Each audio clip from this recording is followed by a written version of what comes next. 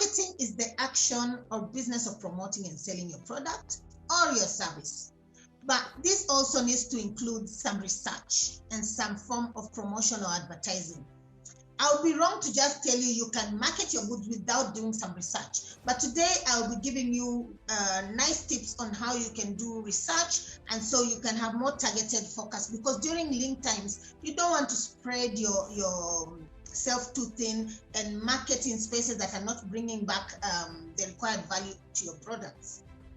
And then the term social media marketing, which I'll also talk about today, and it's a large component of lean marketing because most of it does not cost anything or cost much. So I'll be introducing you to this concept, SMM, and then I'll be also sharing with you how you can do it. First of all, my question to you this morning is, are you the marketer for your business? Because it is lean times, small businesses don't have the same resources to execute marketing like a large-scale business. So many of you, and I'm sure you can resonate with this, could be the founder, the CEO, and also you've taken up the mantle of marketing. So it usually falls on the founder, it falls on the founder's family and everything. By the way, these are my lovely children. These are all my daughters. And I've used them on a poster here that is something I'm doing this Sunday. And why? Because within the family, we had to run the marketing ourselves.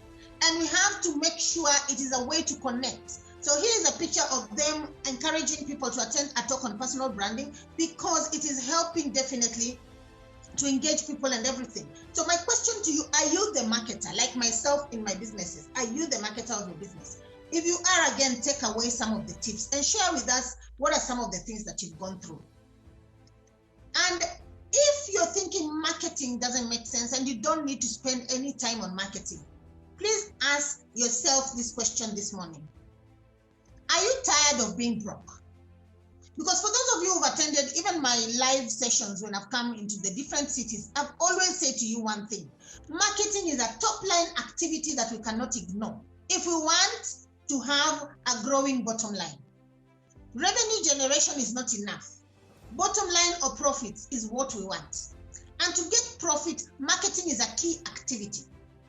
Our businesses will be dead. Our small and medium enterprise will die very quickly if you stop being relevant, if you stop being visible, if you stop being seen, if people stop realizing or remembering your products and services still exist. I know during the pandemic, we have closed down certain institutions, or we've asked people to actually only open for a certain time. And as a business coach, I really feel for a lot of my clients, and we look at innovative ways, how can we still make money and make the bottom line grow during such a lean time, because it becomes very, very difficult. So marketing is not a nice to have, it is a must have in a small business. But how do we market on a budget? So today I'm going to give you some low cost or no cost marketing ideas for small businesses during the lean times. The first thing, and we're going to share these slides with you later, but I just want us to definitely keep some knowledge around what we need to do. Keep your content uplifting. The messages that stick with your consumers are the ones that are positive, especially in these doom and gloomy times. Do not make light of the situation, but leave your audience feeling good. Nobody wants to start feeling bad right now during COVID. So I've given you two different examples of how people are approaching a marketing. Ignore the organization, but just think about what we are saying in the messaging. So this is the same brand, but they are saying two different messages. And for you as an entrepreneur, just think to yourself, which one resonates with you? Which one do you feel actually speaks to you? The first one says, stay home with your family will save your life. While the other one, and notice the picture has a growing plant, it's much bigger, there's a comfortable seat, and it is saying, enjoying the comfort of your home will save your life. So it's asking you to stay home, obviously, but it's also using the car seat, because we're talking about the car seat and whatever, and we're showing growth and everything. So there are two different messages, One is uplifting and one is just stating what the person wants to state in this marketing. So when you're thinking, and that's why I told you, research and look at the words that actually are uplifting and the ones that are not uplifting when you start marketing. There are different types of educational marketing. I want to talk about educational marketing. I've told you content is very key and it has to be uplifting during these lean times.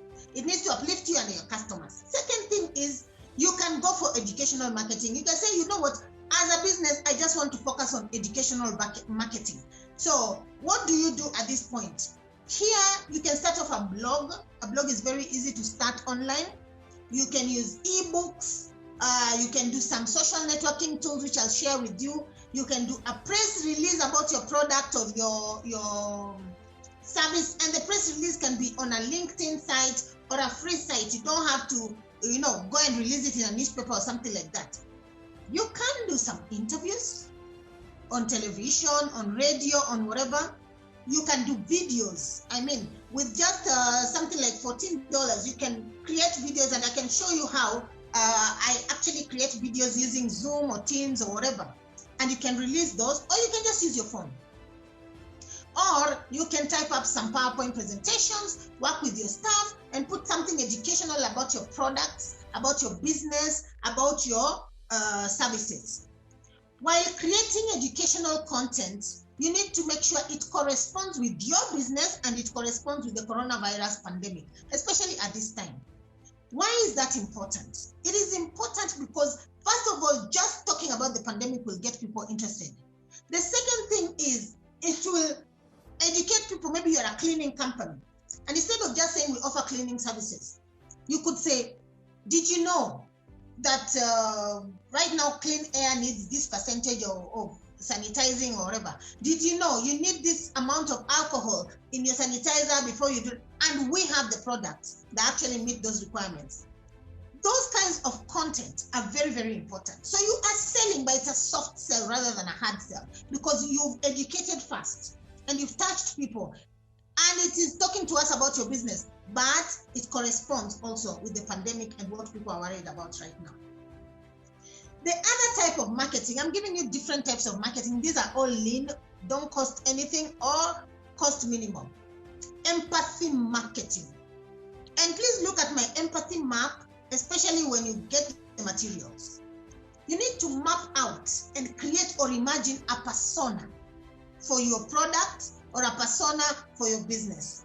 Empathy marketing is where you create messaging that focuses on empathy and on the community. And I'll give you clear examples on how we have done it in the past.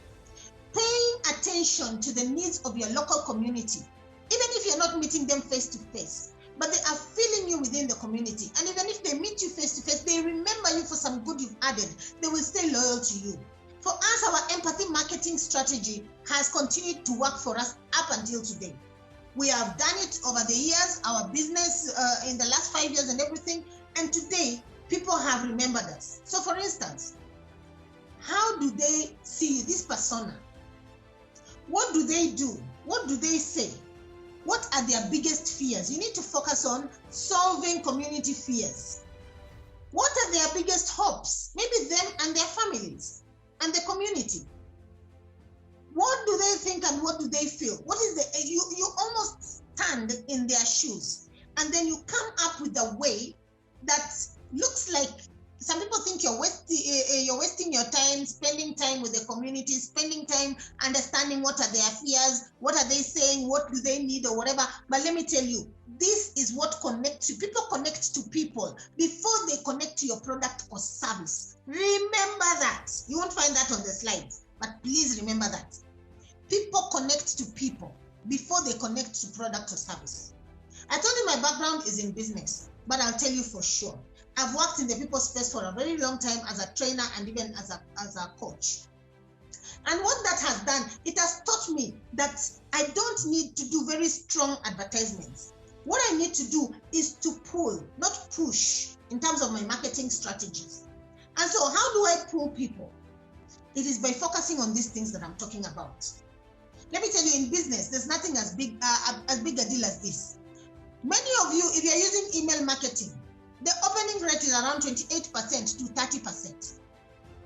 You'll be sending and flashing people's inboxes and they're not opening. But WhatsApp, for whatever reason, is very easy for it to be opened. And all of us know at least we spend 28 minutes each day, minimum. Many of us spend every hour. When I finish this session, I'll go to WhatsApp because that's how I interact with my team and my business.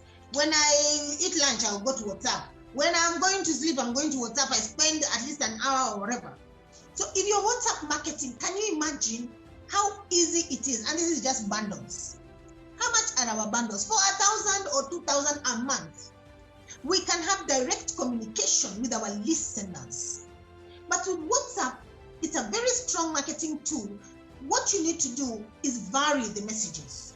You can use, images, files, short videos, or whatever of your products and text messages to users around the world. The beauty of WhatsApp, you can reach not just people in Kakamega, and I'm seeing some of our audience are from Kakamega, not just people in KCB, you can reach people in China, in Greece, you can reach people in the UK or different parts of the world at the click of the finger and the same amount of bundles. You're not paying extra. So what is the guide to WhatsApp marketing? I think this is something very important for us to discuss. What is the guide to WhatsApp marketing? Number one, we really need to think about offering an incentive when you're doing WhatsApp marketing. You need to offer an incentive to your audience to make them initiate the conversation on WhatsApp. Try and include a start keyword. Promote the campaign, keep on promoting it and sending it in different aspects beyond the WhatsApp profile, so you can take it to your website, to your Facebook, to other channels. The way the internet or the social media works is actually by a way of you interacting and multiplying that interaction across all your social media platforms. You can use an autoresponder. What is an autoresponder? When you're setting up WhatsApp, when you're setting up, especially for your business, when you're setting up even Facebook, the page, not your profile, there's a way you can set up a page, and I'll talk to you about that for your business. You can put an autoresponder, or you can ask young people. I always tell people, you know what? Hire your weakness. Then have a dedicated team which responds and engages with your customers. I'm a trainer. If I don't have a dedicated team, maybe one of you decides, I want to ask Sarah a question, or I want to follow up or whatever, and maybe I come from this training and I'm running to another training. I must have somebody who is responding to you, because with these kinds of marketing, yes, they are lean, but they are mean. They are called lean and mean machines. It's cheap, it is easy, but the trick is to be responsive. The trick is to show up within time. Timeliness, because everybody is looking for your business. Everybody. The next thing you have to do is develop a distinct brand voice. You should communicate in one single voice for your brand. Everything should be uniform. The attitude, the words, the values. For us, we have SCCC. I've always said about it. Those are our values across all our businesses, across the businesses I've co-founded. These values stay strong. So you need to have a distinct voice. Our voice is definitely, we look for elegance in everything that we do.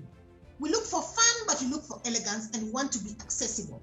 So what is your own distinct brand voice in all these things? If you're fun or you're funny, many of you follow, I don't know, he's called Flacco online or something. There's this guy who's just, but I love his brand. If you look, his brand is distinctive, but he sticks his uniform in different ways and whatever.